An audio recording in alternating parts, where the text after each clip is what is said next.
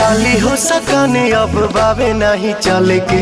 तो हेलो दोस्तों, क्या उम्मीद करते हैं स्वस्थ मस्त अच्छे होंगे आप लोग। और आप लोग देख रहे हैं नीतीश सबसे आप सबके छोड़ भाई नीतीश। आज मैं बात करने वाला हूँ पवन सिंह न्यू बोल सॉन्ग के बारे में, जो कि कहिलू पलन तू ता झूठे पैदल के। गाना का नाम रखा गया है गांजा पी के राजा हो जाए। यही सॉन्ग है जो कि आप लोग को सुनने को मिलेगा खाली 10 मिनट पचीलम टाइम्स भोजपुरी म्यूजिक नहीं टाइम्स म्यूजिक भोजपुरी पे, जो कि आ चुका है।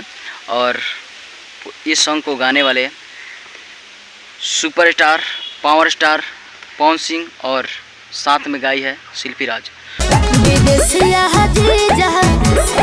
जो कि बहुत ही अच्छा खासा सॉन्ग है, जो कि आप लोग देख सकते हैं इस चैनल पे। तो आप लोग को सुनना है ज़्यादा से ज़्यादा गाना ये, तो आप लोग को यहीं पे जाना पड़ेगा। और किस तरह गाना है आप लोग कमेंट बॉक्स में भी बता सकते हैं, अपना राय दे सकते हैं।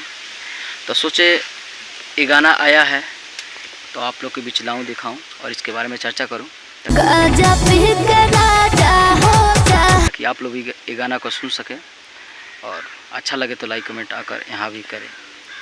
तो यही अपडेट था, तो सोचा भी लाऊं दिखाऊं और फिर किसी और वीडियो के साथ मिलेंगे। तब तक दीजिए इजाज़त। प्रणाम।